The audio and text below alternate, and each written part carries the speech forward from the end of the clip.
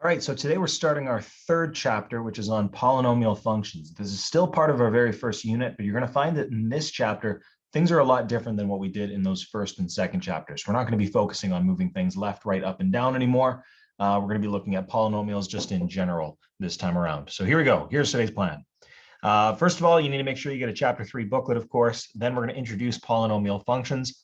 I want you to remember from previous math courses, a polynomial is a function with variables that have whole number exponents. So like a function that might have like an x cubed in it or something. That's a polynomial, right? Then we'll look at shapes of graphs of different types of polynomials. So we'll look at x squared graphs, x cubed graphs, etc. Then we'll talk about sketching graphs of polynomials. Now, I don't mean to scare you, but many people regard this chapter as being one of the hardest ones in Math 30-1. There's a lot of information to it, and it's actually quite a long chapter. So I'm just going to let you know right now, you need to keep up with your practice questions, of course, and make sure you see me if you're not fully understanding something. This isn't an easy one, right? I'm just going to lay that out right off the bat. Again, not to scare you, just telling you, make sure we're staying on the ball and make sure we're not falling behind either. Anyway, I'll stop rambling your ear off. Here we go. So polynomial functions. A polynomial function is any function that can be written in this form. Now, if you look at that, you might have like a brain aneurysm just looking at that too long. It looks pretty crazy. Basically, you just need to understand that there's some x's with some exponents in there. So it's an expression containing whole number exponents on variables written in descending order of exponents. So in other words, you start with your biggest exponents and you work your way down. An example just off the top of my head, you can come up with f of x equals 2x to the power of 4 minus 7x to the power of 3 plus 5x squared minus 6x plus 8. Or something, right? You just throw numbers in there. That's a polynomial, right? Notice they are in decreasing order of their exponent. That's just generally how we would write them, right? Anyway, speaking of that exponent, the degree of a polynomial, the degree is of the value of the highest exponent in that polynomial. So in that last example, if I was just to jump back, that function that I came up with there, that polynomial function, it has a degree of 4 because that's the largest exponent that's there. So polynomials can be given special names depending on their degree. You've already heard of a couple different ones. In math 10 and 20, you would have dealt with linear functions and quadratic functions, which are degree 1 and 2 respectively. But in math 30-1, we deal with polynomials up to 5. So these three ones right here, degree 3, degree 4, and degree 5, they're pretty new in math 30-1. You didn't really deal with them in previous math courses. So for some names here, again, degree 1 polynomials, they're called linear functions. That just means they go in a straight line. It's in the word there, linear line, right? They go in a straight line. An example, this is your y equals mx plus b stuff. You could just say y equals, I don't know, 4x minus 5. Like whatever, you can come up with whatever you want. You just have to understand that the degree of this function is 1 because the highest exponent on our x is 1. Now, as for degree 2 functions, those are called quadratics. That's also nothing super new. You could say that that's y equals 5x squared plus 1x minus 4 or something like that. Just make up whatever you want, right? Now, degree 3 polynomials are cubic. I'm sure you could come up with your own cubic function. I'm going to be lazy here. I'm just going to say y equals x cubed. You can have other stuff on there too. It is what it is. Quartic functions, that's a weird word, quartic functions. Those are degree 4. So you come up with y equals x to the power of 4. And then whatever you want. Honestly, just fill in whatever you want there. It really doesn't matter. As long as x to the power of 4 is your highest degree function, or highest degree power, I should say. And then the last one there, quintic functions, that's a degree 5. Once again, just x to the power of 5, yada, yada, yada, right? Not a huge surprise or anything on that one. However, the shapes of these graphs are what's going to be a lot more interesting. We're going to get into that in just a second here. Before we get into the shapes of the graphs, though, we need to have an understanding of the leading coefficient and constant term. The leading coefficient is the coefficient in front of the highest degree term. So in other words, it's the number sitting next to the highest degree term. So if your highest degree term was your x to the power of 4, so it was a quartic function, and let's say there was a 7 in front of that, well then 7 is your leading coefficient, right? It's the number in front of your biggest highest degree term. Now the leading coefficient ultimately impacts the vertical stretch of the entire function more than any of the other coefficients. It's not exactly one-to-one, but it is definitely the king of the bunch. Also, most important here, if the leading coefficient is negative, then the entire function will be vertically reflected. If that leading coefficient is like not a positive number, that your function is going to be upside down, basically, right? That's the one that really decides it. Now, the constant term, on the other hand, is the number all by itself, not attached to any x, right? This will serve as our y-intercept. So it's very important to recognize our constant term. That'll serve as a y-intercept. So I know this isn't in your notes, but I threw this in here when I put it together.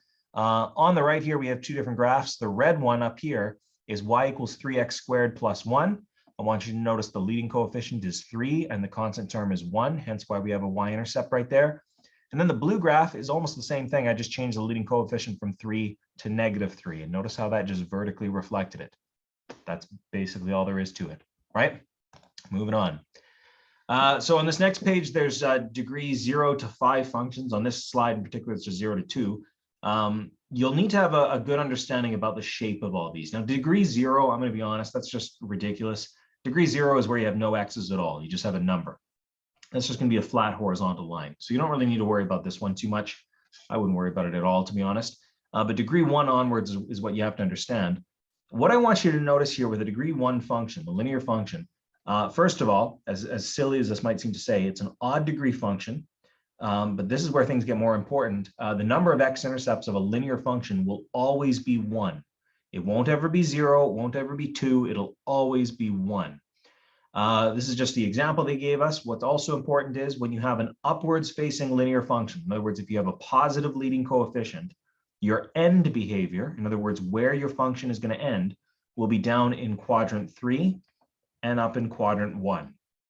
That's every single time. Now, if you put a negative leading coefficient, that flips it, so then you'd be in quadrant 2 and quadrant 4, but it is what it is, right? Again, very important to understand that the number of x-intercepts is 1. Now, quadratic functions are the next ones. Quadratics are degree 2, of course, that's an even degree. I know how dumb that sounds, but just bear with me on this. The number of x-intercepts on a quadratic function, this is where things get interesting. It could be 0, 1, or 2. You could have 0 x-intercepts if your quadratic looked like this, right? There's no x-intercepts there at all, and that's still a quadratic. You could have 1 x-intercept if it was something like this, where your vertex is sitting right on that x-axis. Or you could have 2 x-intercepts like the picture we see right here. Now, another important thing to understand is the end behavior of a quadratic function is in quadrant 1 and quadrant 2. Now, of course, if this gets a negative leading coefficient, that's going to become quadrant 3 and quadrant 4 because it flips it, but it is what it is.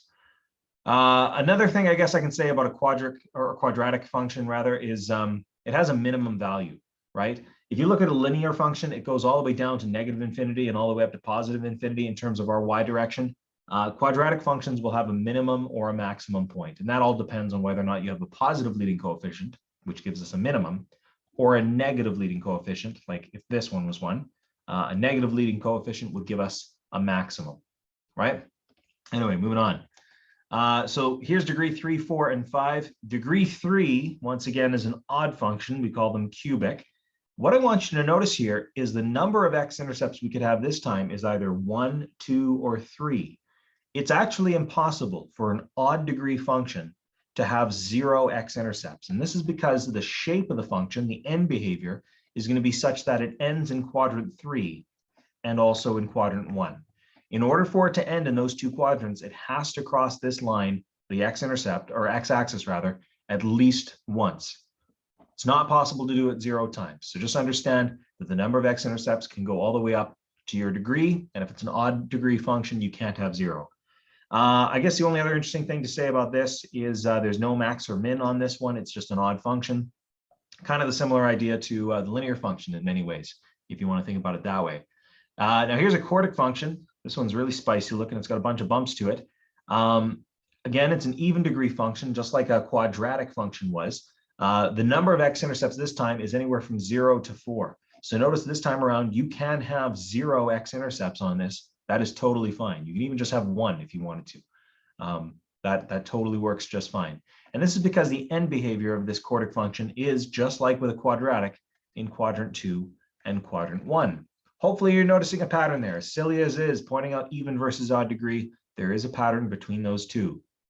Another thing that's a pattern here is just like with a quadratic function, you're going to have a minimum value. There's going to be a lowest point on this unless you flipped it around, like if you had a negative leading coefficient, then you'd have a maximum point. But there is either a minimum or a maximum point on there somewhere. Yeah, I think that's about it. Just notice you could have any amount of x-intercepts all the way up to 4. So again, it matches the degree of the function.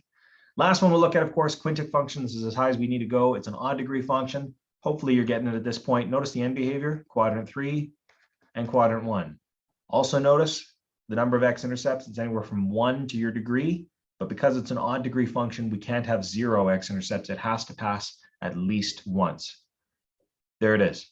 Basically, all you need to do is just make sure you understand the general shape of each of these functions here. I've had people in the past try to think about like the shape of the function being the number of bumps. Like a cubic function has 2 bumps to it, so it's a degree 3 because it's just one more. Quartic has 1, 2, 3 bumps to it, so it's going to be a degree 4 because you just bump it up by 1. You can do that, but then there are some cases where it doesn't work perfectly. So I wouldn't suggest getting into that habit. But we'll get into it when we get into it. Anyway, let's march on. So just kind of summarize this. This is at the bottom of your page in your note package. How are even degree polynomials related? Well, we've kind of already talked about that. There's a couple of things we could say. Even degree polynomials are related in that they end in quadrant 2 and quadrant 1. That's something we could say. I guess another thing is they could have 0 x-intercepts. That's another thing we could say. And then off the top of my head, I guess another thing that we could say is they have either a max or a min, right? So any of those things that I've just written there, any of those things are true. Now, how are odd degree polynomials related? I guess we can stick to the end behavior. They end in, think about what quadrants these end in. They end in quadrant 3 and quadrant 1, right? Unless, of course, they have a negative leading coefficient, then it switches to 2 and 4, right? I guess another thing that they're related with is they can't have 0 x-intercepts. I guess that's something else they can say. I'm sure there's other things I could say here. I won't mention anything about a max or a min because they won't have a max or min. I guess you could write that down. I'm sure there's other things you could relate to it, but it is what it is. Moving on. Okay, so these next couple examples here, there's 4 in a row, and they all follow the same kind of outline. Without using a graphing calculator, identify the following characteristics of the graph of each polynomial function. So this is going to sound kind of tricky. We're not going to graph these in our graphing calculator. We're just going to take what we've learned so far and figure out this information. I want to see if we can, if we can follow through the first 2 with me, and then I want to see if the second 2 questions here, if you guys can try them on your own. But here we go. Anyway, let's start with this first one. We want to find all this information about this function right here. Well, the first part of this, so I'll say A, is the type of function and whether it is of even or odd degree. Well, type of function is like, is it linear? Is it quadratic? Is it cubic, etc.? Well, this one's a degree 4. That makes it a quartic graph. So it's a quartic function here. And of course, quartic, because of degree 4, that's an even degree function. There's one part down already. That wasn't too bad. B, the end behavior of this of the graph of this function. That's the end behavior of the graph of the function. Well, that's a sentence right there. So which quadrants it ends in? Well, this is a quartic function, so you'd think it'd be quadrant 2 and quadrant 1, as per that chart we had earlier. But notice our leading coefficient here is negative. That's going to flip this upside down. So instead of being up in quadrant 2 and quadrant 1, instead of it being up this way, it's going to flip down to quadrant 3 and quadrant 4. Moving on to C, the number of possible x-intercepts. We don't know how many real x-intercepts there are here, but we have to stick to possible.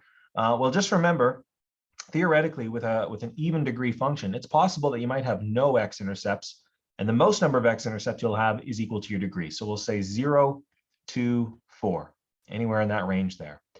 And then D, whether or not the graph will have an overall maximum or minimum value. Well, the only ones that have max and min values are even functions. This is an even function, but notice it's negative, so it's upside down. It's going to be going like this way kind of thing, right? Because it's going that way, going down, it's going to have a maximum value, so I'll say max. And then the last part of this question here is the y-intercept. That's just your constant term. Your constant term this time around is -4. So we'll say y equals -4. That's where we're going to be crossing our y-axis. So obviously I didn't draw this very accurately, right? I drew like a y-intercept up there. It should have been down here at like -4, but it is what it is. That was just a sketch to give us an idea. Anyway, moving on. Second question. We'll do this one together as well. Following through the same kind of steps, first of all, the type of function and whether it is of even or odd degree. Well, this is a degree 3 function, so that's going to be cubic. It's a cubic function, and of course, that's an odd number, so it's odd degree right there. End behavior of this function, well, there's a positive leading coefficient here. It's just positive 1 is our leading coefficient, right? So it's going to be an upwards facing one. But because it's an odd function, this means it's going to start down in quadrant 3, and then it's going to end up in quadrant number 1.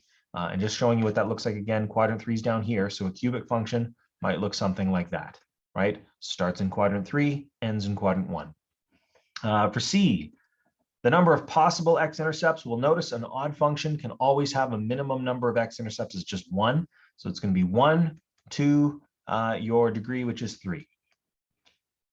Next up, whether or not the graph will have an overall maximum or minimum value. Well, odd functions will not have a max or min. So we'll say, oops, didn't mean to click that. There we go.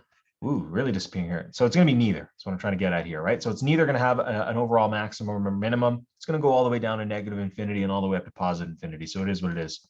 And the last thing, the y-intercept, this is just your constant term.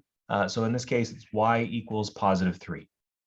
See, once you really understand what these things are looking for, there's not really a huge amount that you have to break down here. It's just a matter of understanding what you're looking for. And of course, where to find it in the equation. I didn't have to graph this at all. And I can figure out all these basic little facts. And that's what we're just building on right now. So I want to see if you can do these next 2 questions in a row. So I won't pause for each slide or anything. I want you to do both of them if you can. Honestly, pause the video here and just give it a shot. All right, so I'm going to fly through both of these questions real quick here. So A, without explaining too much here, is it of even or odd degree and what type of function it is? Well, it's degree 5, so it's quintic. So quintic, and of course, that's an odd degree function. B, the end behavior, well, it's a negative leading coefficient on an odd function. So it's going to flip it upside down. We're talking quadrant 2 and quadrant 4. So the end behavior, Q2 and Q4. Always watch for your leading coefficient being negative, right?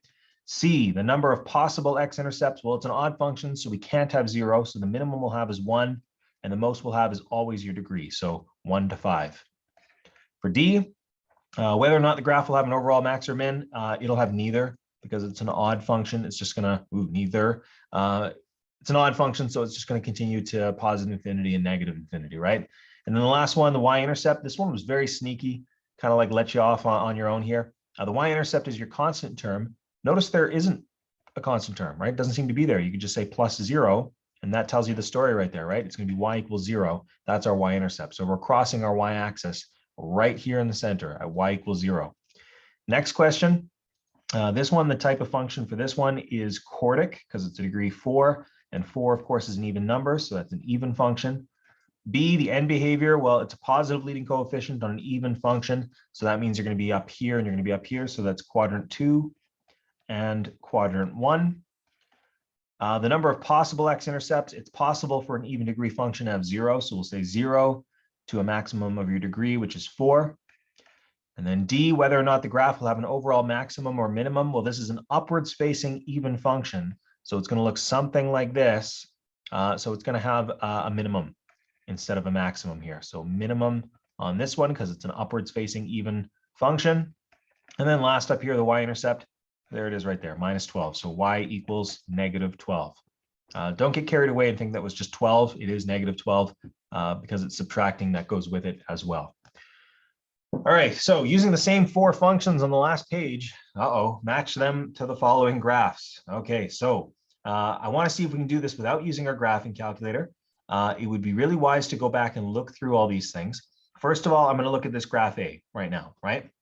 If you look at this function here, it ends down in quadrant 3 and in quadrant 1. And it looks to me, although looks can be deceiving here, it looks to me like it's probably a cubic function. Now, another thing that's really going to tell us here is if we look at our y-intercept, this is negative 2 here, so this is 2, 2, 4, 6, I'm guessing, unless this is really 1. I don't know what the scale's going on here. Let's go back to our cubic function and look. There it is right there. Oh, okay, yeah, the scale was just broken on that. That's really weird. So our only cubic function has a y-intercept of 3. Matter of fact, all the other ones have a y-intercept that's either 0 or negative. So this one right here, this graph A, if I flip back, needs to be this cubic function, which was f of x. So I'm going to say this is our f of x. That was a weird way of doing that. I apologize. But anyway, Let's move on to this next one. For B, it's really hard to tell where our y-intercept is, but I can tell you right now, we are also ending in quadrant 2 and quadrant 1. I believe this is probably going to be a quartic function. Quadrant 2 and quadrant 1, that looks like it's this one. The y-intercept is -12. Does that look like -12 there? Judging by our scale, it probably is. So that one's got to be that last one we just did. That's h of x. So this is h of x. Now I'm going to look at C here. Right off the bat, I can tell you the y-intercept is at 0. That was one of the ones we just did a couple slides ago. The end behavior is in 2 and 4. So that's got to be this one, end behavior 2 and 4 and y 0. So this is going to be p of x down in this corner one here. So that tells us what the last one is. I just can't remember the name of the function. It'd be the very first one we had, g of x. So quadrant 3 and quadrant 4 and a y-intercept of -4. Let's see. Well, quadrant 3 and quadrant 4 for end behaviors, and y is -4. Looks like it close enough. So this is going to be g of x. Awesome. All right, moving on. That was kind of scary, but it is what it is. Here's our last example. Look how short this video was today. My goodness, we're probably going to be done in less than half an hour. Well, I sure hope we are. Anyway, so a cubic polynomial function is defined by that. Use your graphing calculator, oh, interesting, to determine all of this information here. You're going to want to pause the video here for a second. Type this in your graphing calculator. I'll be honest, I'm doing this myself right now. Pause the video here, put in your graphing calculator. Let's see. Okay, so I'm graphing mine right now. I just got to change my window to a standard window here for a second. Okay, there we go. Okay, on a standard window, I see some information. I don't really see the whole graph. I see like a peak that kind of goes off the screen. In terms of y-intercept, though, to calculate this, I think it's honestly easiest if we don't use our graphing calculator. If you just use the function here itself, the y-intercept in this case is going to be y equals 10. That's pretty easy if you have the function itself. It's just right there. It's your constant term. It's not even worth the fuss of putting it into our calculator. Now, in terms of x-intercepts, this is something we're going to want to put in our calculator.